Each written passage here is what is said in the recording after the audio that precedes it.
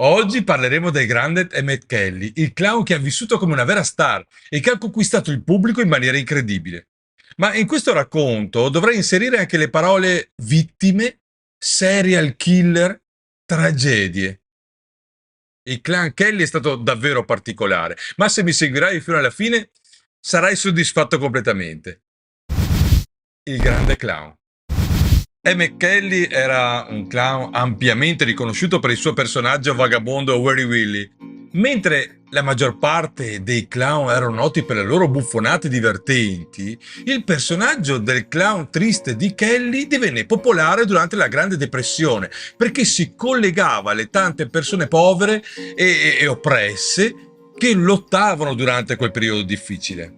Emmett Leo Kelly nacque il 9 dicembre del 1898 a Sedan, in Kansas, da Thomas e Molly Kelly.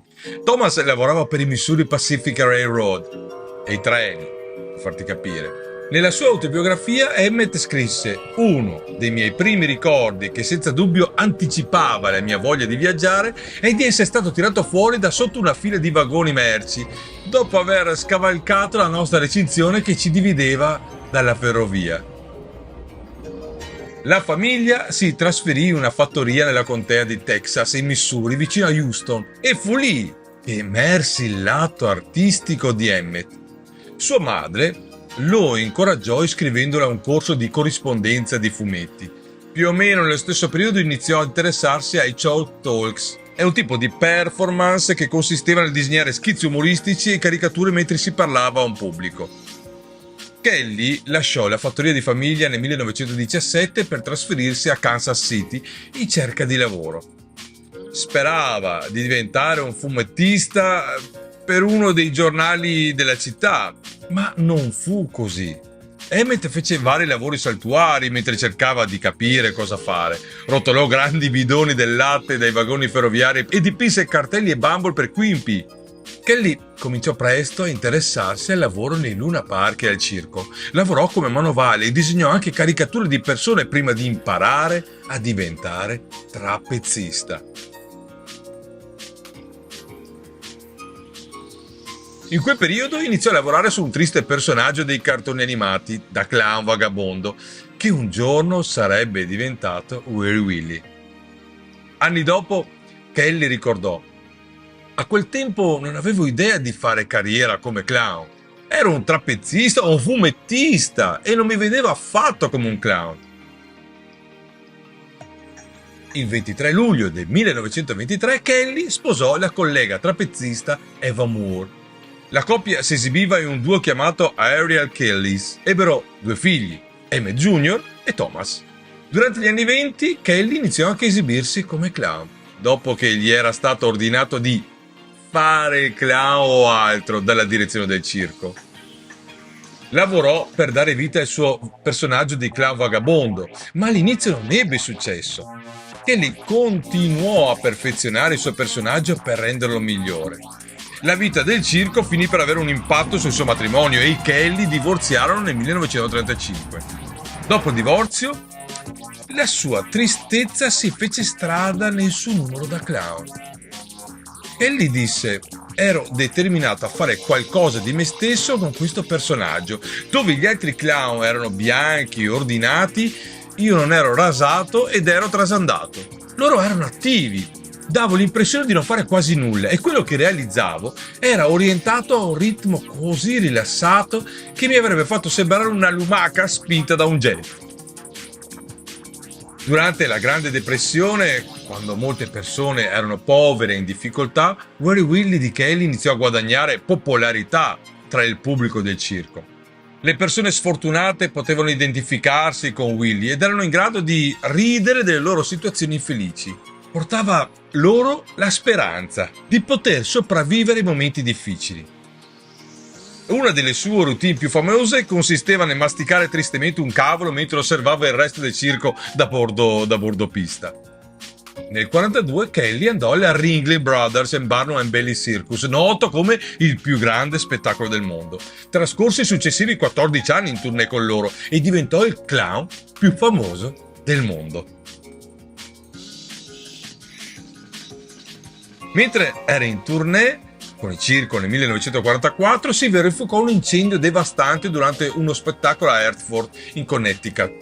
Kelly si precipitò ad aiutare, ma si rese subito conto che il secchio che aveva era inutile e iniziò ad aiutare i bambini a uscire dal tendone del circo. Più di 700 persone rimasero ferite e circa 170 persone morirono nel tentativo di mettersi in salvo. Sebbene ne parlasse raramente, la tragedia rimane con Kelly per il resto della sua vita e influenzò sicuramente il suo personaggio Weary Willy. Kelly scrisse nella sua autobiografia: non potrei dire che la vita del circo sia la cosa più comoda del mondo, ma ha ricompensato questo ragazzo di campagna e preferirei di gran lunga vivere il resto della mia vita in roulotte piuttosto che un palazzo di marmo.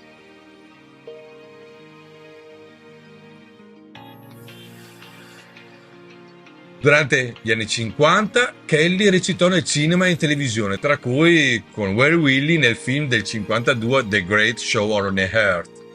Si risposò con Elvira Gedbart il 20 aprile del 55 e la coppia ebbe due figlie, Stasia e Monica. Kelly continuò a lavorare come clown fino alla sua morte, che avvenne per infarto il 28 marzo del 1979.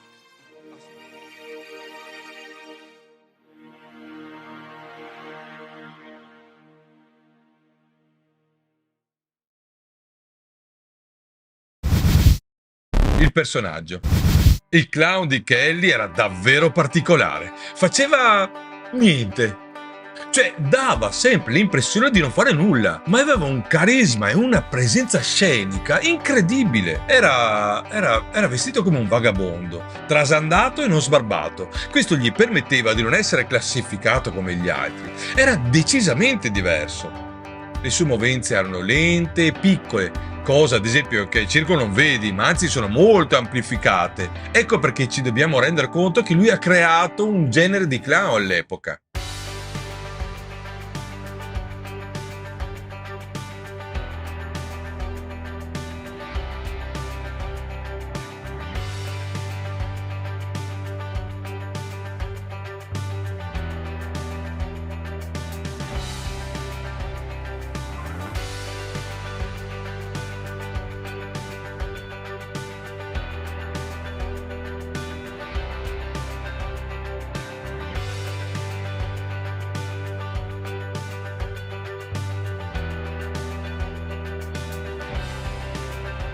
Sai cos'era?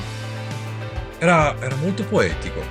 Le sue gag erano tecnicamente forti. Sapeva dosare le formule comiche inserendo sempre la battuta finale che ti lasciava quel retrogusto poetico. Diventò così in poco tempo il clown più famoso del XX secolo.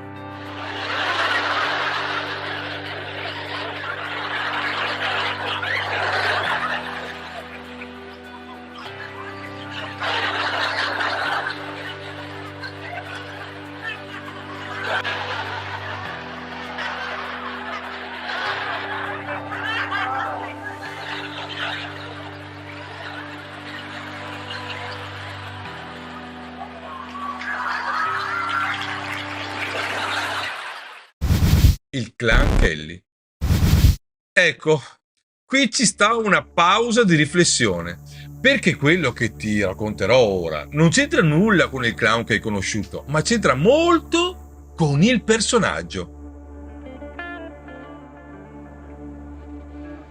Ti vedo un po' così, è normale. Ora ti racconto. Vedi, uno dei suoi figli, Emmett Kelly Jr., sarebbe stato l'erede a incarnare il personaggio di Weary Willy. Nacque nel 24 mentre suo padre era in tournée con il John Robinson Circus. Il giovane non avrebbe mai risuscitato il personaggio di Weary Willy fino al 1960, circa 4 anni dopo il pensionamento del padre. Ma Weary Willy 2.0 fece il suo debutto al Circo di Perù in Indiana. Alcuni dicono che il Kelly più grande non era contento della decisione del figlio di interpretare un personaggio quasi identico, altri dicono invece che lo sosteneva. Emmett Jr. avrebbe affermato che la sua versione di Weary Willy era meno triste. In effetti,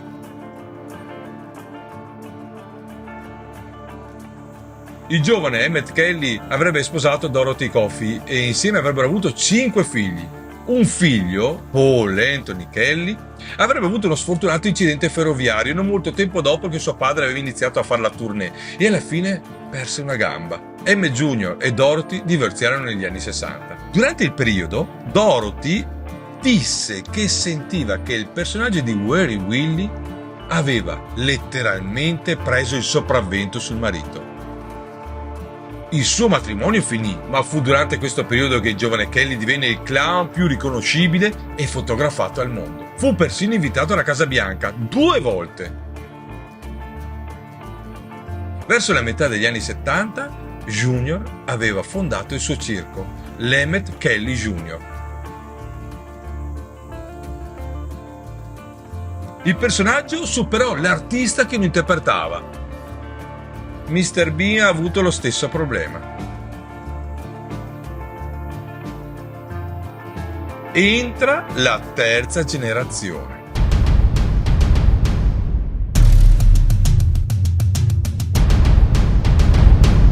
Paul Anthony Kelly, nipote di Emmett Sr., quello della gamba, ha continuato la tradizione di famiglia e ha iniziato a fare tournée con il circo appena fondato da suo padre. Paul pensava di essere destinato a continuare l'eredità di famiglia. Sognava Willie e aspettava pazientemente che suo padre si ritirasse. Alla fine si diresse in California per cercare fama come Weary Willie. Le cose non andarono come previsto.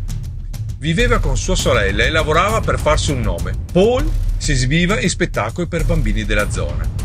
Una volta disse: a volte mi sentivo come se Willie stesse prendendo il controllo del mio corpo, proprio come aveva fatto con mio padre e mio nonno. Amici e familiari iniziarono a notare una specie di lotta interiore. Vivere Weary Willie fu fatale a Paul Anthony Kelly.